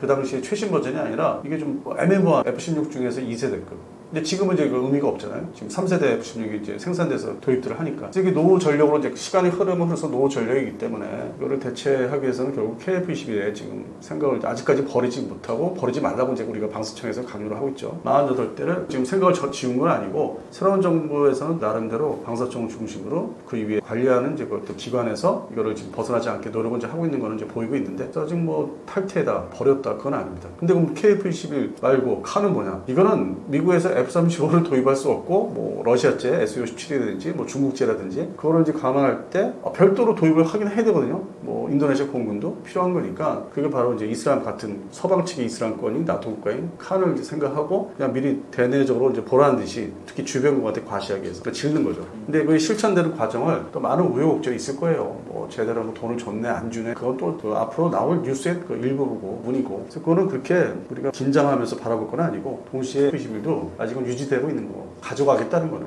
근본적으로는 F-16은 뭐 대체 문제가 있으니까. 그리고 이제 뭐 Su-30은 이제 보유하고 있죠. 27하고 30. 그것도 많지는 않은데, 뭐 숫자는 그렇게 전력 하위급의 주전력이라고 하지만 숫자는 많지 않아요. 뭐 30대 이하니까. 그거를 이제 라팔로 대체하는 거예요. 급한 대로. 그래서 칸은 말 그대로 F-35를 도입 못하는 스텔스 전투기를 이제 자기들이 뭐 충족을 시키려 해서 칸, 그다음에 이제 Su-27, 30대차는 라팔로 하고, F-16은 아직은 탈퇴 안 했으니까 KF-21로 거의 헐값에 가져올 수 있나 없나를 간을 보고 있는 거, 계속 끊임없이 우리 속색이는 거. 그다음에 이제 로우급인 이제 호크 200, 뭐 100계열이나 이런 것들은 TOC, FOC급으로 대체하는 거. 그래서 등급별로 소고기처럼 쇠고기처럼 등급별로 대체를 따로 이렇게 소유는 있는 거예요. 그들 역시 대체 소유가 따로 존재하는 거죠. 그래서 이게 좀 분리해서 보면은 그들의 어떤 전투기 전력 확보에 대해서 살펴봐야 되고, 그러니까 지켜봐야 될 거고, 중간에 이제 미라지 2000은 이제 취소했죠. 중국이 카타르에서 하는 거는 없어진 거고, 또 하나 전투기가 있다면 이제 F-15EX 이 버전은 미국이 뭔가 군사 원정식으로 이렇게 FMS 외상으로 주지를 않으니까 이거를 더 이상 진전이 없는 거예요. 미국도 그냥 이래도 그만 저래도 그만 그런 나라이기 때문에. 근데 관리를 좀 하려고 했었는데, 그리고 이제 미국의 목적은 Su-27, 30 러시아 전투기를 청소를 하고 싶었던 건 있어요. 전 세계적으로 그 프랭크 시리즈 갖고 있는 나라, 뭐 중국을 제외하고는 그거 버려라, 대신 이거를 해서. 그게 이제 전투기 세계에 오래된 그 관행이 있거든요. 이게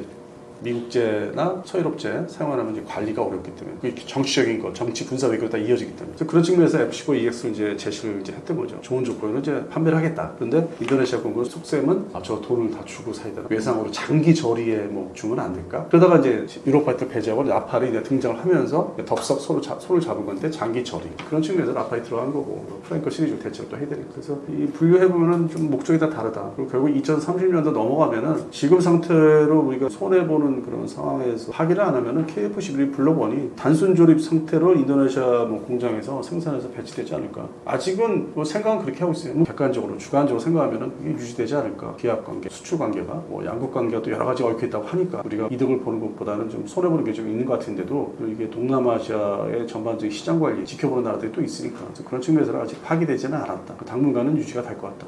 그렇게 말씀드리겠습니다.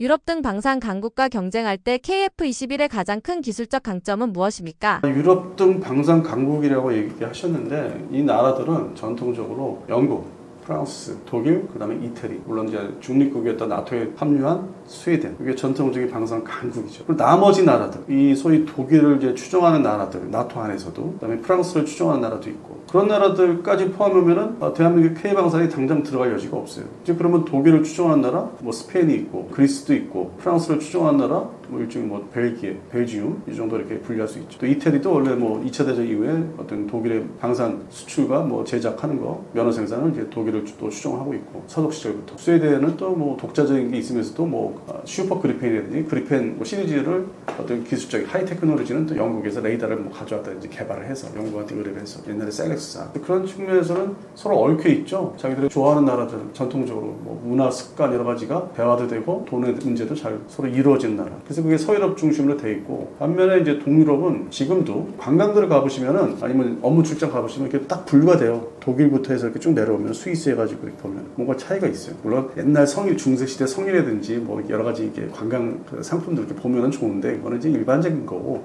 군사적으로 보면은 또 이게 중간에 2차 대전 때 뭐 주축국의 일원이 된 나라도 있다가 다시 또 바르샤바 조약국이 됐다가 복잡하잖아요. 또 동유럽이 오히려 더. 그래서 그런 측면에서는 뭔가 좀 어디에 자리 잡고 군사력을 유지할 수 있는 것도 아니고 물론 나토엔 들어와 있지만은 또 전통적인 게 좀 달라요 역사가 기조가. 그래서 뭐 지금의 폴란드가 독립적으로 이제 K방사 선택을 한 거고 루마니아는 뭐 60년대 70년대 그 바르샤바 조약국이면서도 뭐 영국이나 프랑스하고 항공산업을 또 손잡은 게 있고 뭐 조금 묘한 게 있더라고요. 나름대로 유럽에서는 그 옛날 냉전 시절 때. 그래서 루마니아가 덥석 지금 K방사를 잡지는 않는데 또 폴란드가 대신 이제 대리 역할을 하니까 전차부터 해서 유럽 버전, 동유럽 버전 만들 테니까 자기 폴란드 버전을 만들 테니까 뭐 좀 가져와라. 그게 대리 판매가 되는 거 이제 앞으로 될 것 같고. 그다음에 이제 뭐 불가리아는 좀 조용합니다. 여러 가지 측면에서 조용하고 헝가리가 이제 친러 정부로 인해서 양다리 걸친 면이 없지 않고. 그래서 지금 현재 뭐 봤을 때는 결국 폴란드가 우수 고객이기 때문에 연동되게 루마니아 관리를 더 세밀하게 해야 되지 않을까. 뭐 그쪽에 언론이나 유튜브 아니면 이런 블로그에서 일비하는 뭐 단편적인 뉴스에 그렇게 현혹되지 말고 왜냐면 시간 지나면 또 그게 다 가짜 뉴스가 돼버리니까 증명이 되니까 이 폴란드를 중심으로 하다 보면은 뭐 루마니아 까지는 뭐 잘 되지 않을까. 물론 이제 최신 뉴스는 그리스가 저는 이제 평상시에 그리스 육군의 전차 대체가 폴란드가 좀 신경을 영업을 하면은 대체 소요가 나오지 않을까. 거기도 뭐 전차 많이 보유하고 있으니까 이제 튀르키하고 대립하고 있고 그런 측면을 전망했는데 가장 최신 뉴스는 잠수함을 이제 한국산을 좀 생각하고 있다. 그런 얘기 나오고 뭐 소형 전수 차량이라든지. 근데 뭐 그건 돈이 뭐 전수 차량은 얼마 안 되고 잠수함이 좀 돈이 크죠. 그래서 이제 그 틈새를 이제 뭐 좀 비집고 들어간다든지 영업을 이제 한 게 있을 거예요. 폴란드 가서 폴란드 잠수함 사업 때문에 여러 회에 걸쳐서 이제 설명회를 이제 했던 게 있고 그 소식들이 또 방산 업체 간에 전해진 것도 있을 거고. 그래서 그런 측면에서는 그리스가 오히려 잠수함 전력에서는 또 우리한테 고객이 될 가능성이 좀 올라오고 있는데 근데 또 독일의 이제 하데베가 또 어떻게 나올지 모르고 왜냐면 그리스와 독일은 또 무기체계 서로 뭐 판매 사고 하는 게 2차 대전 이후로 또 끈끈하기 때문에 더 두고 봐야 되고 그래서 뭐 실제로는 유럽에 러시아를 제외한 나토 국가 등 유럽에 방산 시장이라는 게 장벽이 형성이 되고 있고 그렇게 지금 2022년 여름에 그렇게 우리가 폴란드와 손을 확 잡은 것처럼 그렇게 급격한 모습은 없을 것 같아요. 그리고 어렵게 영업을 해서 이 작은 나라들은 이제 들어가야 되는데 근데 뭐 수요 자체가 크지가 않아요. 나라 말 그대로 사이즈나 국방비 때문에. 그래서 어느 정도 이게 지금 정리가 되지 않았나. 그러니까 이게 뭐 부정적으로 말씀드린다기보다는 좀 객관적으로 보자 이것도. 그래서 동남아시아 대표적인 국가들 우수 고객들 관리를 철저히 하라고 말씀드린 것처럼 기존에 우리 손에 들어온 그 나라들을 더 면밀하게 여러 조건을 더 맞춰서 계속 2030년대 초반까지는 가서 그 다음 제품을 또 팔아야 되니까 후속 개발되고 있는 것들 여러 가지 무기 맞지 않습니까? K방산에. 그러니까 지금 것이 현재 것이 들어갔으면 그 다음 후속으로 뭐 양 자체는 그때 가서 뭐 그렇게 많지는 않을 거예요. 항상 후속 무기들은 그 수량이 주니까 개량용들이나 신제품들은 그런 측면에서는 뭐 이미 장벽은 어느 정도 눈에 안 보이지만 형성은 됐다. 그래서 K방산 확대 해석은 유럽에서 확대 해석은 좀 금물이다. 물론 이제 현지 공장은 뭐 합작 공장을 세워서 한다고 하는데 그 조건이 말씀드린 그 방산 그 강국도 5개에서 6개 나라가 아주 깐깐한 나라이기 때문에 특히 프랑스 깐깐하고 독일도 더하고 기껏해야 좀 우리 입장을 조금 뭐 협상해서 받을 수 있는 나라가 이제 영국 정도로 좀 보고 있어요. 뭐 영국 중심의 무기체계 공장을 세운다 한들 그게 지금의 폴란드에서 수주받은 거에 양만큼에 비교하면 좀 상당히 낮죠. 그래서 뭐 불가능한 건 아니지만은 이미 장벽은 설치가 되고 있고 제한적인 진출은 뭐 그 정도다. 제한적인 진출이다. 이렇게 말씀드리겠습니다. 태국군은 KGB를 어떤 군사 목적으로 실전 투입했으며 사용 결과와 타격 성과는 어땠나요?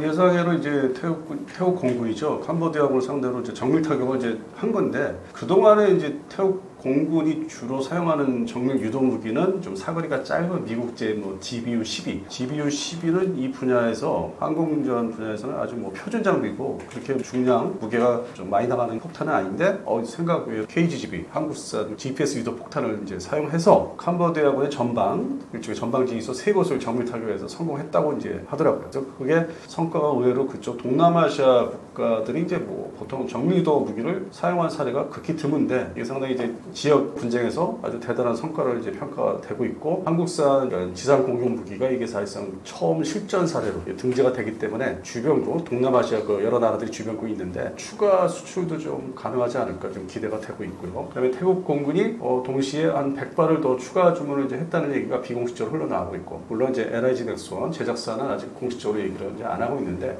뒤로 나오는 얘기가 이제 추가 수출도 가능하게 될 이런 상황이고 그래서 캄보디아 측에서는 뭐 상당히 뭐 섭섭하게 그러니까 뭐 일반적인 용어로 쓰면은 되게 서운하고 섭섭하게 생각하는 이제 여론이 있다고 하더라고요. 그게 뭐 주로 이제 SNS에서 그러나 태국 쪽에서는 한국산 무기가 상당히 좋다. 그래서 호평을 이제 받은 이제 이번 처음 케이스가 나왔죠. 물론 이제 2017년도인가요? 그 필리핀의 말라이 전투라고 이제 하는 상황에서 FA-50이 이제 처음 실전 투입이 됐는데 그 당시에는 그냥 일반 재래식 폭탄을 사용했기 때문에 이번이 사실상 그 한국산 정밀 유도 무기 지상 공격용 처음인 사례죠. 태국이 미국산 유도폭탄 대신 KGB를 선택한 배경과 전략적 의미는 무엇인가요?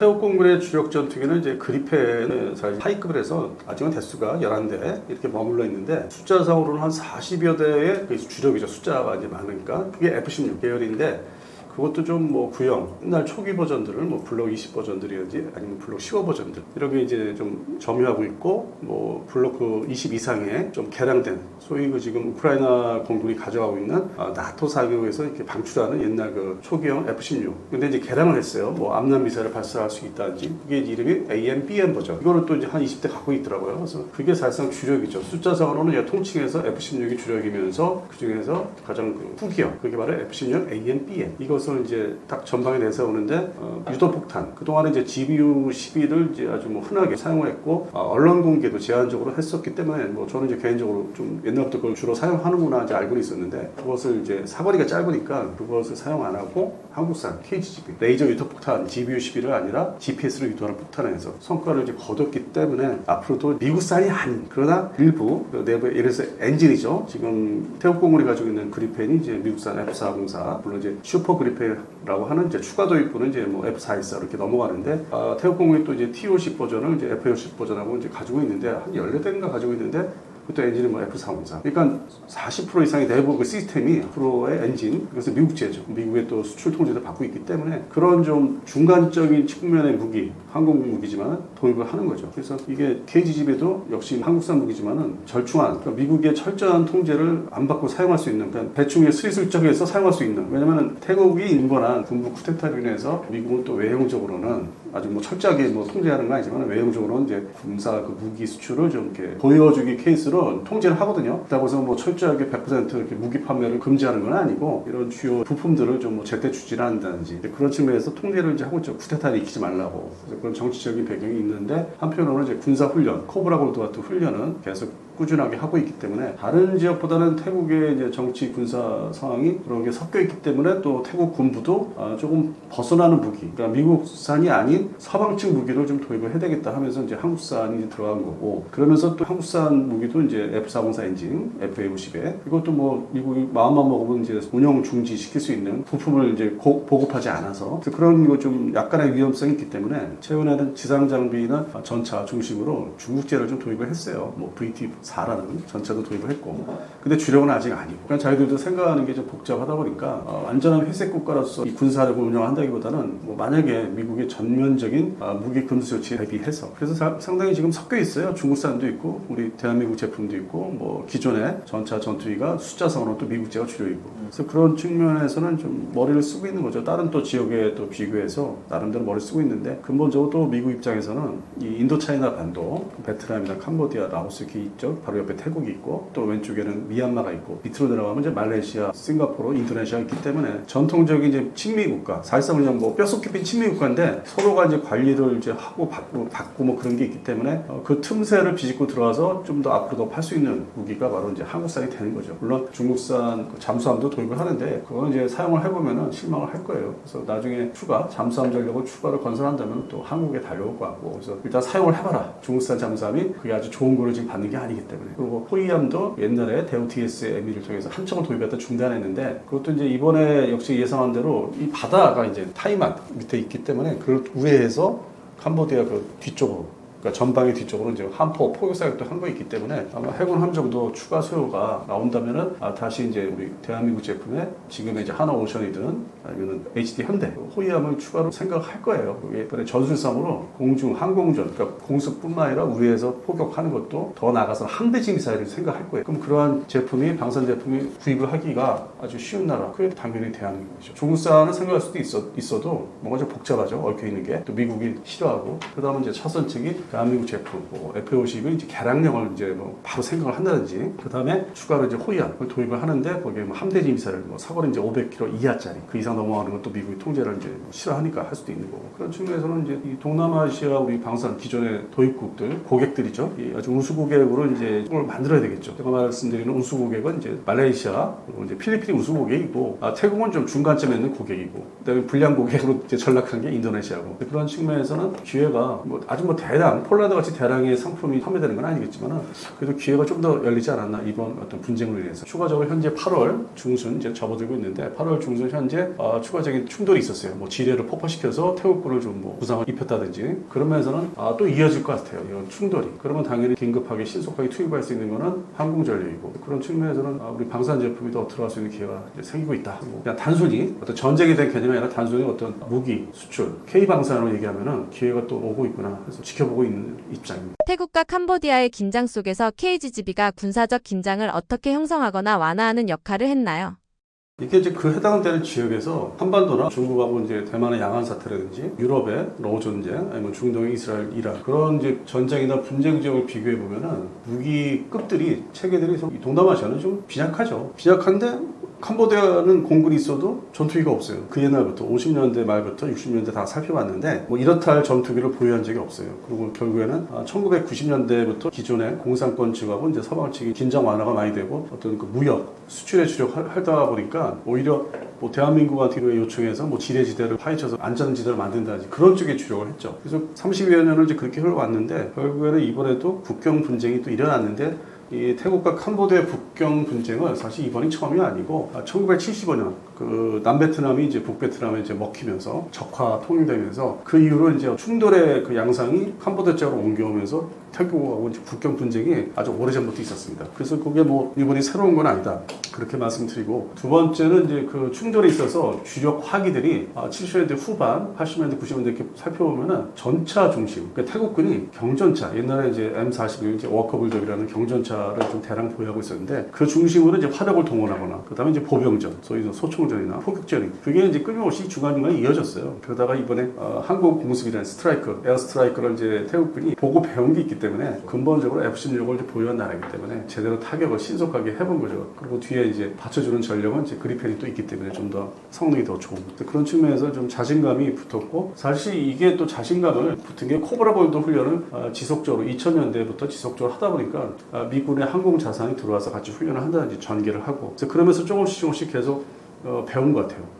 이렇게 하면은 이게 정밀 타격이 되고 신속하게 이루어지겠다. 반면에 캄보디아, 그다음에 옆에 라오스가 항공 전력이 사실상 전무하니까. 그러다 보니까 이제 이 빈자의 무기라고 할 수 있는 중동 지역의 뭐 하마스라든지 빈자의 무기라고 할 수 있는 이제 BM-21 다양한 로켓포를 이번에 먼저 쐈는데 오히려 보는 이제 1차원적인 무기고 그런 측면에서는 F-16 동원한 게 아주 상당히 잘 된 거고 그 태국 공군 입장에서는 그러면 기존의 또 전력들을 한 기종만 동원하는 게 아니라 앞으로는 F-50도 동원할 것 같고 그다음에 그리펜도 이제 아주 전적으로 투입할 것 같고 있고. 그래서 이 삼총사, 소위 F-16, 그 다음에 그리펜, F-50이 이제 전면에 나서고 기존에 이제 그 전에 도입했던 구형 전투기 F-5EF 그리고 이제 독일에서 받은 알파제트는 도태를 시킬 수밖에 없고. 왜냐면 이제 부품 구하기도 어렵고 전 세계적으로 사라지는 특히 뭐 알파제트는 뭐 이거를 좋아하는 나라는 나이지리아 반군 상대로 나이지리아 공군은 이제 효과를 본 게 여러 차례 있었거든요. 이게 뭐 대한민국의 어떤 군사 문제에서 잘 알려지지 않아서 그렇지 유럽에서는 이제 잘 알고 있는. 그래서 알파제트가 나이지리아 공군은 앞으로도 뭐 다른 그 전투기나 공격기를 도입해도 계속 사용하려고 뭐 프랑스에 최근에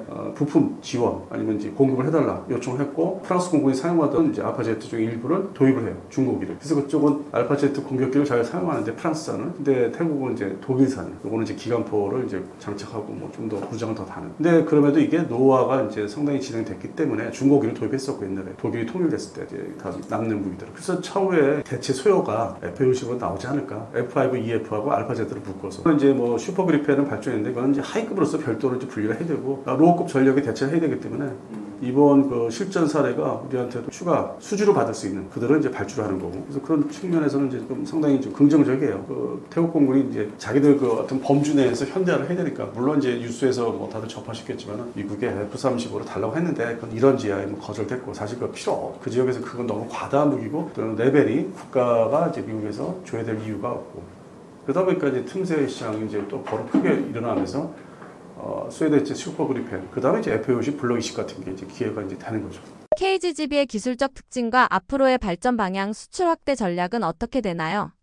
KGB가 이번에 태국 공군이 사용해서 효과를 봤지만 실전 사례로. 근데 그 다음에 이제 이 한국형 정밀 유도 무기들이 이제서야 이제 개발이 이제 본격화되고 있기 때문에 물론 이제 그 정점에 이르는 게 한국형 장공지.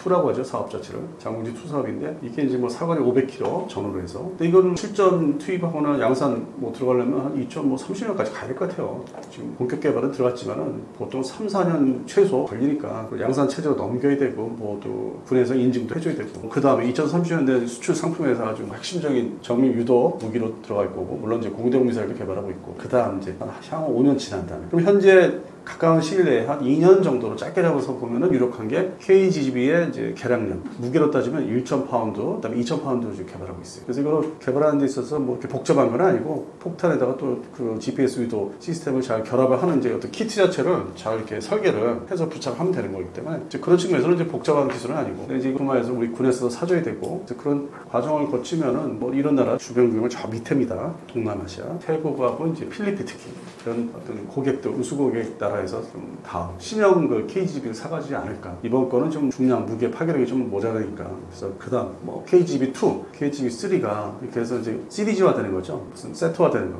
그래서 그게 상당히 좀 기대가 되고 있어요. 근데 다만 이제 LIG 덱스원에서는 이게 유도폭탄, 고가의 유도폭탄은 아니기 때문에 대량 수주를 받아야 되죠. 한 번에 여러 발, 100발 이상 최소. 그렇게 수주를 받으면 이제 기본적으로 여러 나라 또 이제 늘어나니까 어떤 방사능 수출에 K방사능이 돈은 되는데 지금의 이제 태국 공군이 후속 발주를 이제 얘기하고 있는 100발은 그게 큰 돈은 아닙니다. 좀 더 이게 정밀 유도 무기의 어떤 활성화 수출, K방사능에 있어 수출 활성화는 2030년대 초반은 최소한 가야 되는. 지금은 이제 시작, 단초를 마련했다는 면에서 이제 의미가 있는 거고. 생각지 않게 태국 공군이 하여튼 잘 사용해줘서 저는 상당히 반가워하는데 아무래도 또 우리 대한민국에 캄보디아 사람들도 많이 들어와 있기 때문에 뭐 그분들이 상당히 좀 섭섭하게 이거 합쪽을 뭐 지지하는 거 아니냐 그런 것도 사실 뭐 좀 얘기는 되고 있더라고요. 그래서 K방사능에 국한돼서 말씀드린 거고 들어와 있는 뭐 그 나라 사람들이 이제 뭐 관광을 한다든지 교류 문제는 또 별개 또 외교 경제 분야이기 때문에 그건 제가 뭐 확대 뭐 이렇게 해석할 적은 아닌 것 같고 어쨌든 KGB가 이번에 성과를 아주 대단한 거다. 그 동안에는 한 10여 년 동안 2013년도에 우리 대한민국 공군의 KF-5 전투기 중심으로 배치가 됐었거든요. 그래서 현장 가서 보기도 했는데 그게 제 기억으로는 2013년도였거든요. 장착하고 뭐 이륙하는 거. 근데 그로부터 한 12년 정도 지나서 이런 실전 사례가 있었는데 그동안 사실 뭐 이렇게 대단치 않은 무기를 생각했어요. 기존에 3세대 전투기에 이제 급히 만들어서 화력을 이제 이 휴전선 DMZ 상에서 대화력전 장사포를 이제 때려잡는 그런 용도로서 그냥 국한된 걸 봤는데 해외에서는 특히 태국에서는 이게 정밀 유도 공격이 되는 요즘에 말하는 드론만큼 가성비가 좋은 걸로 상당히 반갑다고 할 것 같으면 그랬습니다.